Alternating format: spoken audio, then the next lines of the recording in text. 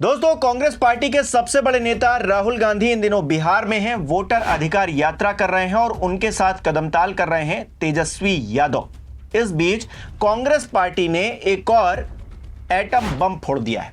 जी हां, एक atom bomb 7 तारीख को फोड़ा गया था राहुल गांधी की तरफ से, और अब एक और एटम बम बिहार में यात्रा के दौरान फोड़ दिया गया है और चुनाव आयोग पर गंभीर सवाल खड़े कर दिए गए हैं। क्या है पूरा मामला, समझाऊंगा इस वीडियो में। नमस्कार, मेरा नाम हिमांशु मिश्रा है, आप देख रहे हैं 4PM न्यूज नेटवर्क। दोस्तों, राहुल गांधी की वोटर अधिकार यात्रा 1 सितंबर को खत्म हो जाएगी पटना में, लेकिन इस सवाल का जवाब अब तक नहीं मिल पाया है कि चुनाव में क्या सचमुच धांधली की जा रही थी, क्या सच में वोट चोरी की जा रही थी।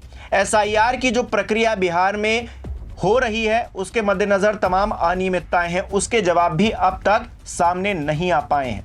इस बीच कांग्रेस पार्टी क्या कह रही है, जरा ट्वीट देखिए। 30 अगस्त 12:16 पर यह ट्वीट किया गया है। लिखा गया है, बिहार में वोट चोरी का खेल देखिए। मधेपुरा के रही जगतपुर के एक बूथ में 1069 वोटर हैं। ये सभी 1069 वोटर मकान नंबर 3 पर रजिस्टर्ड हैं। बिहार में 2243 ऐसे पते हैं जिन पर 100 से ज्यादा वोटर हैं। वहीं 1000 से ज्यादा ऐसे घर हैं जिन पर 500 से ज्यादा वोटर हैं।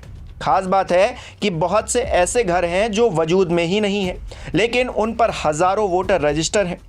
ये वोट चोरी का खेल है जिसे नरेंद्र मोदी और चुनाव आयोग मिलकर अंजाम दे रहे हैं। देश की जनता इस साजिश को समझ चुकी है और पूरी ताकत से कह रही है, वोट चोर गद्दी छोड़। तो दोस्तों, बिहार की एक सीट और उस सीट पर एक बूथ में किस तरह से घपलेबाजी की जा रही है, इसकी एक नजीर कांग्रेस पार्टी की तरफ से पेश की गई है। और यही आरोप तो कर्नाटका की सीट को लेकर भी लगे थे ना दोस्तों।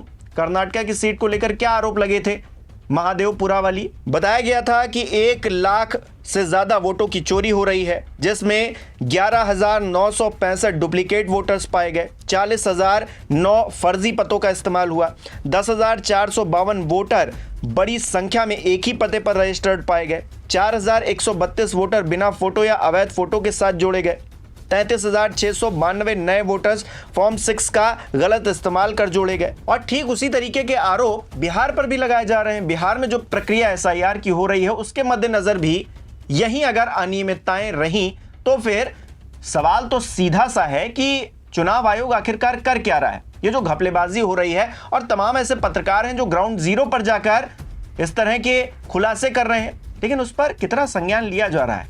क्या नेताओं की जिम्मेदारी है, क्या पत्रकारों की जिम्मेदारी है कि एक शुद्ध, बिल्कुल ट्रांसपेरेंट वोटर लिस्ट बने जिसमें हर व्यक्ति को संविधान के तहत जो अधिकार मिल रखा है, एक व्यक्ति एक वोट, वो सुनिश्चित हो। ये काम तो चुनाव आयोग का है। और अगर कोई पार्टी इस तरह से खुलासा कर रही है तो आप क्या कहते हैं? आपको याद है दोस्तों, 17 तारीख को प्रेस कॉन्फ्रेंस करके ज्ञानेश कुमार जी क्या कह रहे थे? कह रहे थे कि अगर आपने एक हफ्ते में हलफनामा नहीं दिया तो फिर आप झूठे हैं। अब एक हफ्ता तो निकल चुका है, तो क्या राहुल गांधी झूठे हैं? और राहुल गांधी अगर झूठे हैं तो ये जो आंकड़े निकलकर सामने आ रहे हैं, जो आंकड़े राहुल गांधी की तरफ से प्रेस कॉन्फ्रेंस में रखे गए थे, उन पर क्या कहिएगा? क्या उन्हें ऐसे ही हवा में उड़ा दिया जाए? क्या ये मान लिया जाए कि वोट चोरी नहीं हुई थी? और क्यों मान लिया जाए? वोट चोरी यानी कि शब्द जिससे आपको सबसे ज्यादा तकलीफ है, अगर हम उसका इस्तेमाल ना भी करें तो भी ये जो अनियमितताएं हुई हैं इन पर कोई तो जवाब देगा। और एक बार फिर से जो बातें कर्नाटका की एक सीट को लेकर कही गई थी, अब वही बातें बिहार पर भी लागू होती हुई दिखाई दे रही हैं। जो अनियमितताएं वहां पर थी वो अनियमितताएं यहां पर होती हुई दिखाई दे रही। क्या बदल गया? आप डायलॉगबाजी कर रहे हैं, आप कह रहे हैं कि आपको माफी मांगनी पड़ेगी देश से माफी आपको मांगनी चाहिए क्योंकि आप एक शुद्ध, बिल्कुल ट्रांसपेरेंट वोटर लिस्ट तैयार नहीं कर पा रहे हैं। आपने कहा कि SIR की प्रक्रिया होगी तो फिर सब कुछ सही हो जाएगा, सब कुछ ठीक हो जाएगा, लाइन पर चीजें आ जाएंगी। लेकिन SIR की प्रक्रिया हो रही है, उसमें तमाम धांधलियां हो रही हैं। अजीत अंजुम जैसे तमाम पत्रकार हैं जो ग्राउंड जीरो पर जाकर हर दिन खुलासे कर रहे हैं दोस्तों। मतलब हर दिन जाकर उनका YouTube देखिए, हर दिन खुलासे हो रहे हैं। और ऐसे एक पत्रकार नहीं है, तमाम पत्रकार हैं जिनका शायद आप नाम भी नहीं जानते होंगे, लेकिन उनका काम आप देखेंगे तो हैरान रह जाएंगे कि चुनाव आयोग किस तरह से काम कर रहा है।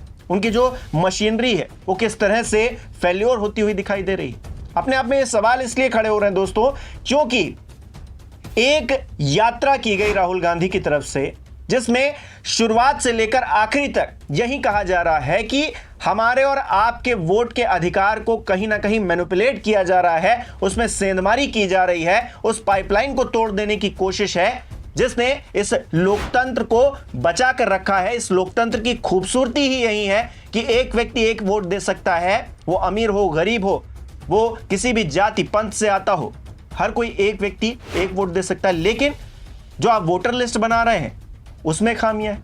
और अब जो बातें बिहार की एक सीट को लेकर कही जा रही हैं, एक बूथ को लेकर कही जा रही हैं, अपने आप में यह भी गंभीर सवाल है। यह भी एक एटम बम है। अब इस एटम बम का जवाब कैसे दीजिएगा? प्रेस कॉन्फ्रेंस करके आप डायलॉग बाजी मार के चले गए। आपने कहा कि आप हलफनामा दीजिए। राहुल गांधी ने कहा कि हम हलफनामा नहीं देंगे क्योंकि उन्होंने संविधान की शपथ ली है, ऐसे में वो दूसरी शपथ नहीं लेंगे। ठीक है, उधर भी एक अड़ियल रुख है, लेकिन अपने आप में ये तो सवाल है ना कि अगर किसी नेता ने आप पर लांछन लगाया है तो आपका कर्तव्य बनता है कि आप उस लांछन को धोएं। ज्ञानेश कुमार जी को सामने आना चाहिए तथ्य लेकर। राहुल गांधी अगर 6 महीने स्टडी करके एक सीट का अगर आंकड़ा ला सकते हैं तो उनके पास तो पूरी मशीनरी है, वो तो एक हफ्ते में सब कुछ लाकर सामने रख सकते हैं एक सीट का, लेकिन नहीं लाएंगे। क्या डायलॉग मारेंगे कि बेटियों की, बहुओं की, माओं की क्या वीडियो फुटेजेस देनी चाहिए कि नहीं देनी चाहिए? अरे बताइए, वीडियो फुटेजेस देने से इतनी दिक्कत हो रही है, 1 साल का नियम आपने 45 दिन में समेट दिया। ऐसा क्या छिपाना चाह रहे हैं? और आप देना भी नहीं चाह रहे हैं, कह रहे हैं कि हम नहीं देंगे। आप नियम कायदे कानूनों में बदलाव कर रहे हैं और इस तरह की चीजें निकलकर, अनियमितताएं निकलकर सामने आ रही, जो अपने आप में पूरे देश के हर एक व्यक्ति के मन में संशय पैदा कर रही हैं।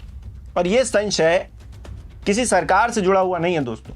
इस बात से फर्क नहीं पड़ता कि कौन सी सरकार जीत रही है, कौन नहीं जीत रही है, कौन सी पार्टी चुनाव में ज्यादा वोट पा रही है या फिर नहीं पा रही है। सवाल यह है कि हमारे और आपके वोट जो दिए जा रहे हैं, जो देश का बहुमत है, क्या वो सही बहुमत है? क्या हमने जो वोट दिया है वो काउंट हो रहा है या नहीं हो रहा है? कहीं ऐसा तो नहीं कि हमने 1 वोट दिया है, हमारे आसपास के लोगों ने वोट दिया, उधर से हमसे 2 गुना वोट जो है फर्जी तरीके से डाल दिए गए, तो हमारे वोट का महत्व ही क्या रह जाएगा? अब एक एक पते पर इतने इतने सारे लोग पाए जा रहे हैं। इसका तो कुछ सॉल्यूशन होना चाहिए ना। इसके बारे में अगर जानकारियां निकलकर सामने आ रही हैं तो उस पर छानबीन तो होनी चाहिए ना। आप कह रहे हैं हलफनामा दे दिए। अखिलेश यादव ने हलफनामे दिए 18,000, आपने कितनों पर कार्रवाई कर दी? अभी तक कोई जवाब नहीं दिया गया उसकी तरफ से। प्रेस कॉन्फ्रेंस में इस पर पूछा भी गया था, लेकिन सवालों को प्रधानमंत्री नरेंद्र मोदी जिस तरह से साइडलाइन कर देते हैं, ज्ञानेश कुमार जी भी सीख गए हैं। ज्ञानेश कुमार जी ने भी तमाम सवालों को डक कर दिया, लेकिन सवाल फिर भी उठ तो रहे हैं। अभी बीजेपी वाले बहुत ऊपर नीचे जंप मार रहे हैं, क्योंकि जंप मार रहे हैं ऐसे ऊपर नीचे, क्योंकि हमने इनकी चोरी पकड़ ली है। और अभी हमने अच्छी तरह सुनो, प्रेस वाले अच्छी तरह सुनो, अभी हमने महादेवपुरा की चोरी दिखाई है।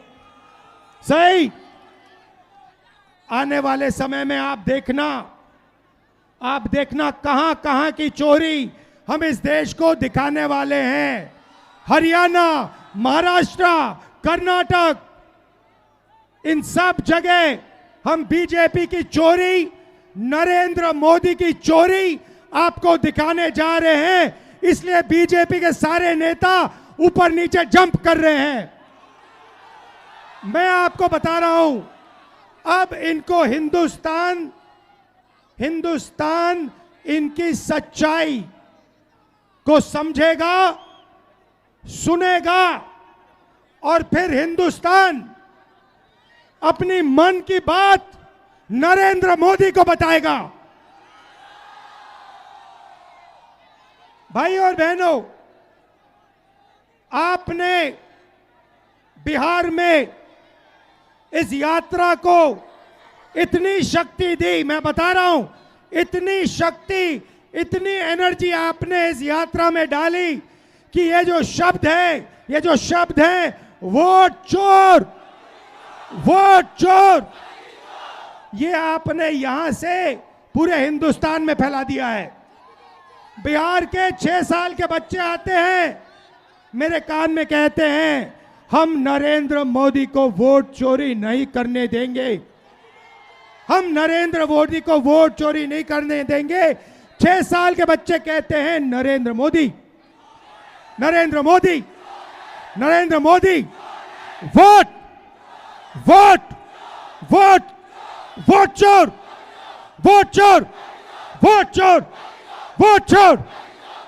कांग्रेस पार्टी ने एक बार फिर से एक बूथ को लेकर अनियमितताओं का आरोप लगाया है। यह सिर्फ आरोप राजनीतिक तौर पर नहीं है दोस्तों, इन आरोपों के मायने इस लोकतंत्र के लिए हैं और इन आरोपों का जवाब मिलना बहुत ज्यादा जरूरी है। जिसकी भी कमी है, छोटे से व्यक्ति या बड़े से व्यक्ति, जिसकी भी कमी है उसको दूर किया जाना चाहिए और हमारे और आपके वोट के अधिकार को सुरक्षित किया जाना चाहिए। मेरी इस मंच से यही अपील है। आप कांग्रेस पार्टी के जो आरोप हैं, नए आरोप हैं, इनको किस तरह से देखते हैं हमें कमेंट करके जरूर बताइए। इस वीडियो को लाइक कीजिए, शेयर कीजिए और हमारे चैनल को सब्सक्राइब नहीं किया है तो वो भी कीजिए।